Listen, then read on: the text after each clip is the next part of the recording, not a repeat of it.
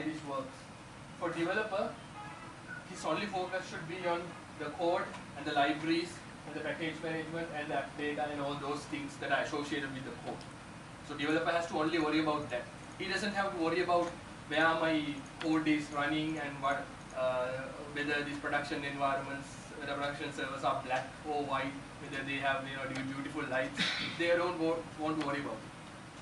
They just want to worry about their code, libraries, and related things, and just package them into a container. And for the ops guy, he has to only worry about everything outside of the container. That is, how do we do the logging part?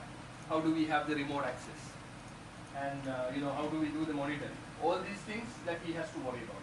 But the developer, he will only be thinking about what is inside the container. So this separation or the segregation of duties will be really important, so that both parties will be happy. There is some fear, some people are making that within the DevOps world, within the next generation cloud world, that the system engineers will not get an opportunity. It's only about the developers world. It is not. These are the new generation technologies which enable a proper DevOps topology with Dev and Ops collaboratively working on a true DevOps world. These type of technology enables us to do that. So you said containers are lightweight. So in every container we have to install all the necessary so there are some methods in them. Let's say we have to install Linux and let's say MySQL server, all the stuff we have to install. So after we install, it takes like significant. You know what I'm saying? Like yes, I can understand. But he was so I think what his question was about. Even though I said that the container is lightweight, I'm repeating the question so that it will be good. So even though the container is lightweight, when you install all the dependencies or the OS part of it, and then it will get a kind of a heavier. That is a very good, valid question. I will answer the question in my next slide, which I will explain more on how we can share the libraries, how we can share the dependencies, and how lightweight these OS components when you are using them.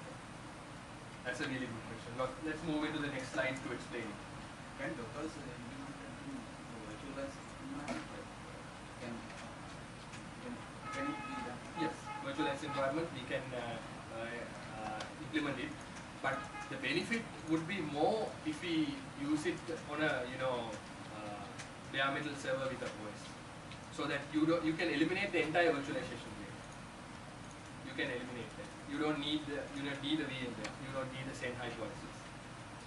So it should be implemented on the partition. It is, yes, it is actually something that I can explain through this. So if you take, I'll go back to the about like 15 years ago, maybe 10, 20 years ago, when we had to manage our data centers, when we need to have compute services like CPU, memory, storage, to host our applications, what we did was we brought the servers, right? We brought the servers from through various POCs, various POs, and we brought them and we installed it into our data centers and we installed it into our rack, and then within the rack we configure it, and that's how we add compute resources. But with the time, when the virtualization was introduced, like VMware, it was easy. It was little easier than it was. We can have little bit of more servers, more physical servers in our data centers, and we can create a virtualized environment, and on top of the virtualized environment, we can provision the servers. And then give it to the developers, or give it to the production environment when we need it. That was one benefit that we had when you compare to our bare metal servers about 15, 10, 20 years ago that we used, when you compare to them. The virtualization was something was beneficial for us. So if you take this side, usually the virtualization layer works like this. You have the bare metal server, and on top of the server, either you might have a host OS or you might not. That depends on the hypervisor. If you take the virtualization hypervisors like VMware, those are considered as type 1 hypervisors. Type 1 hypervisors do not have a host OS on top of the server.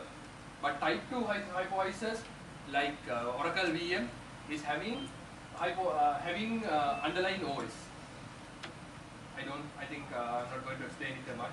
You can just check about what is the type 2 hypervisor and type 1 hypervisors, because this is out of scope for our session today.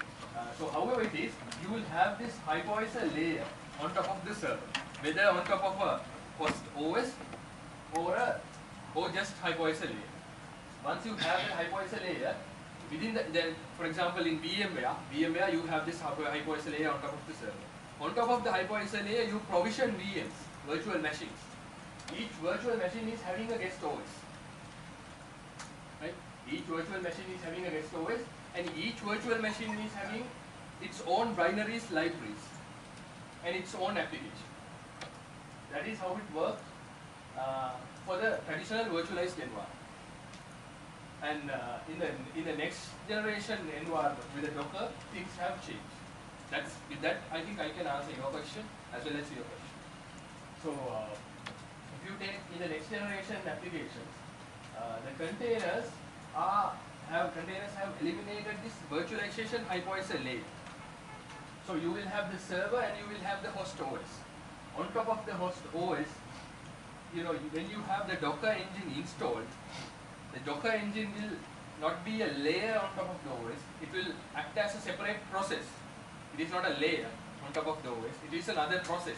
That process will coordinate all the containers that are mentioned here. It will coordinate the containers, and these containers will share common libraries and binaries. If you take this app A and A dash is sharing these green colored binaries and libraries. So it can share this. And these three containers are sharing these binaries and libraries. So the container is something that is run on top of the host OS. And to your question, when you are building a container, we use a standard image. That image might be having a OS, right? So that image, when you run in here, that image is only a very small image when you compare to a host OS. That doesn't have all the features that host OS is. For example, your host OS might be Windows, and you must be running a Linux container on top of it. So to run the Linux container on top of it, the Windows OS will have a separate process called hypervisor in the Windows servers, and that hypervisor will coordinate, Hyper-V will coordinate the resources between this Linux OS here and the bare metal server, which is little, I know, little confusing or little complicated. So I will explain it more when I go into the next slide. So however it is, any OS layer that is running inside this container will be very small compared to this host OS. And if you take a container image, it is very small, right? So if you have any questions on that one, you can ask me, or else I will go to the next slide and explain a little bit more, and then you can you can be clear on what I'm saying. Image means something like Linux or something like software or something. It's a file. Image Docker containers are it has a file. That file is if you are familiar with the AWS is having the AMIs. Like AMIs, you have different files for Docker containers. That files will have the code. Using that files, we can build our application. Let me go into that in the next slide.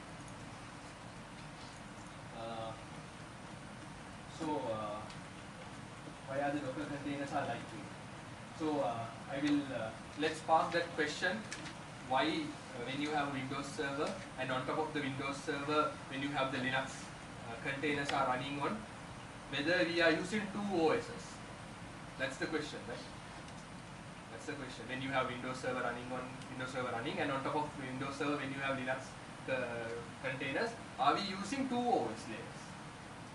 That is the question. Pretty much that is the question that we need to answer. We'll park that question a bit to the next slide and then we'll take this up.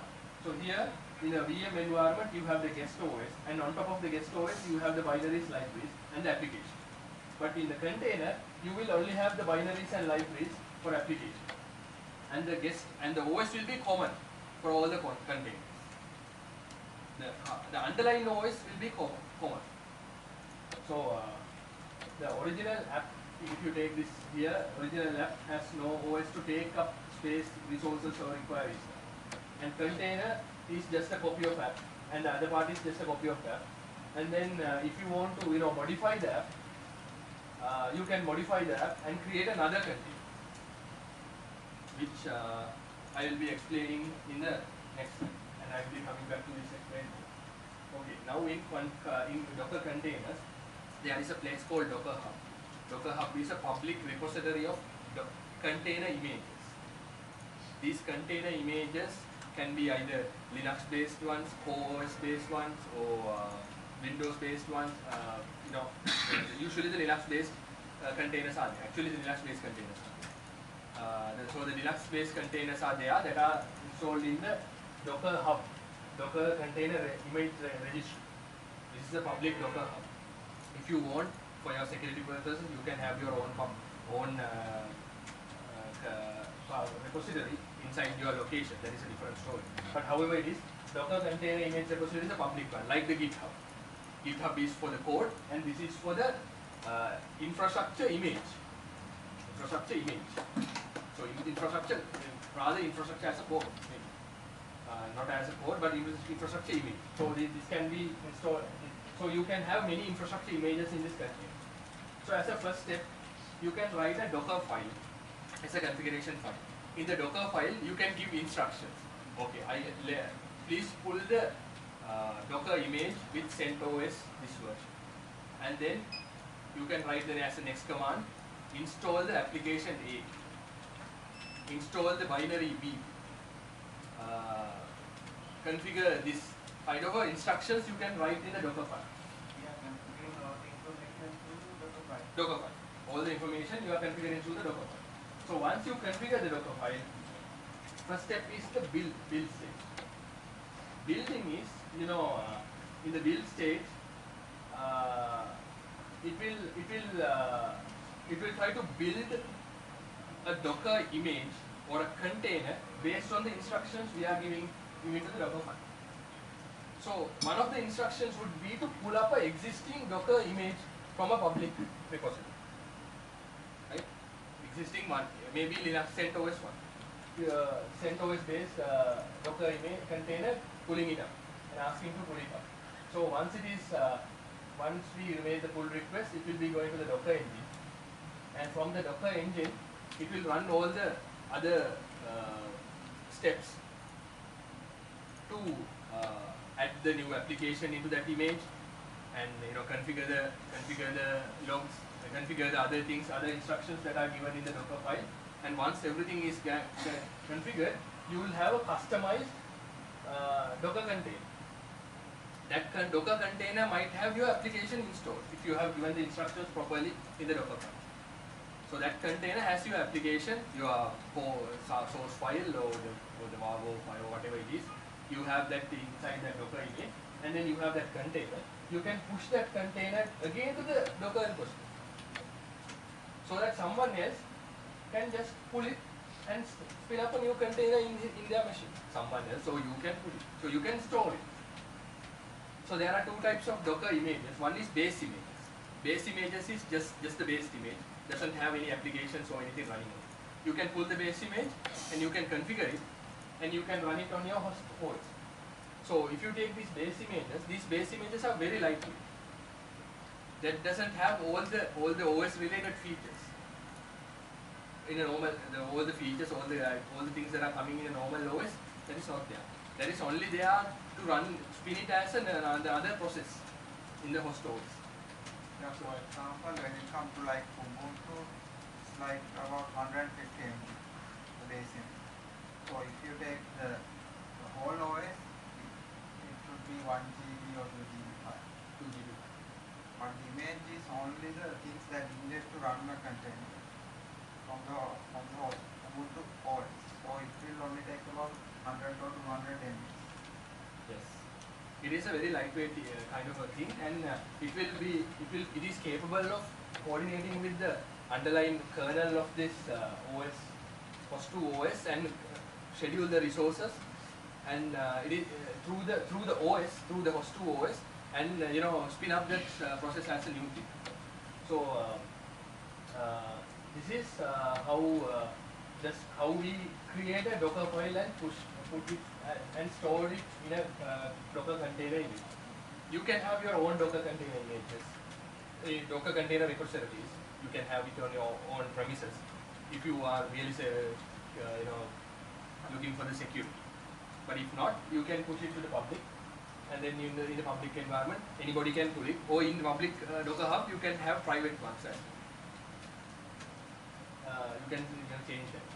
So this is how we build a Docker container. So if you want to have your application install it, you can create a pipeline. In the pipeline, you can I'll take a little bit of time to explain that as well. In a pipeline, you can you can have this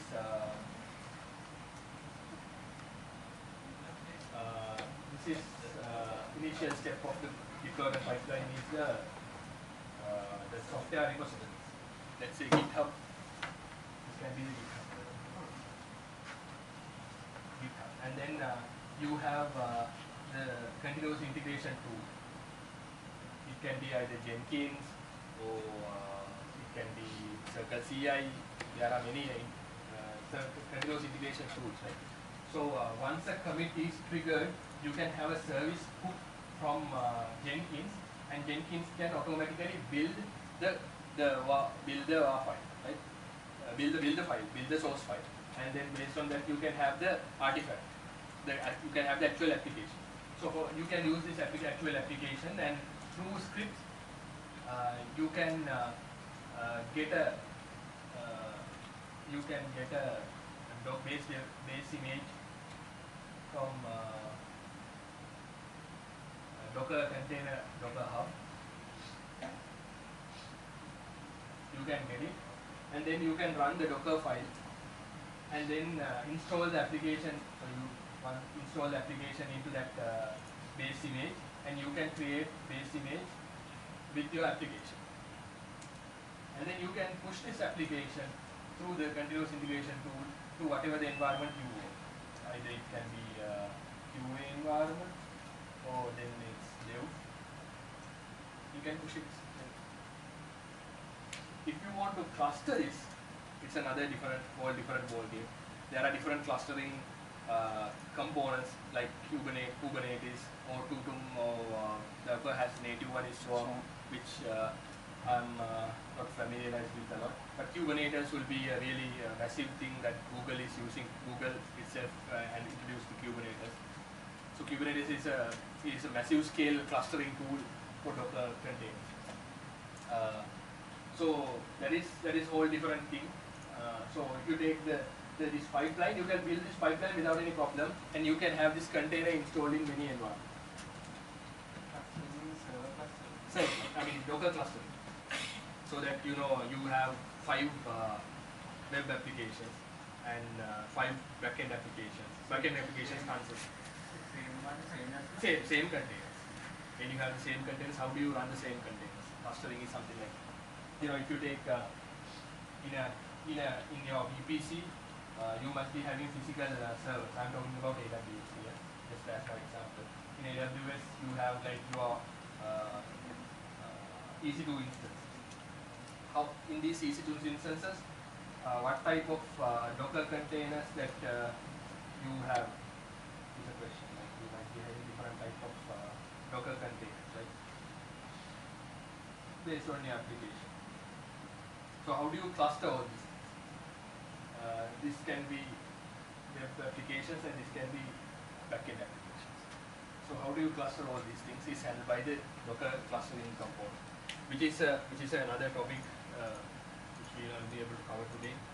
I'm actually taking this time as well. You would need about 30 minutes time. Okay, so this is the basic concept of Docker and containerization. So if you want to change a Docker container, how do you change it? This is the concept that I was explaining to you. You have the base container image, and then from base container image, you will do the modification. You might convert the app A to A dash. In your base image, you might be having your just the Apache install, and on top of the Apache, you might be having just a small web page to point in the doc root just to load the web page. Without for that tab, you might be making a change, and you might be putting an entire new web application. And then you need to change that app in the Docker container. And then you can put it to the container registry. And then when you do update from the container registry, it will update the existing Docker container. So it will only update the difference, only get the difference. Not the entire container is replaced, only get the difference. So the update is also really fast. The code changes are really fast. You don't. Once you do this, you will push it to Docker Hub, and that update will happen. And from there, you can have your CIO, whatever your autonomous orchestration tool configured in order to push the newer version. Because you can have a service hook here. Once the new version is updated, new Docker version is updated to your base image, using the service hook, automatically you can push the changes if you want, unless you do not have this change management control. Otherwise, it doesn't update those. No, you have to configure. You have to configure the class. CI, no? See, through the service hooks, you can build this entire pipeline. All this pipeline has to be connected through service hooks, so that automatically everything will happen. If you do not want to automatically everything to happen, you can just manually update it and push it there, and pull it here, and then update whenever you want. Because some organizations have change management control, change management policies heavily implemented, so you just cannot automatically update and change the production environment. Right? You have all sorts of processes to go. So you can integrate however the process that you have, you can integrate based on your process.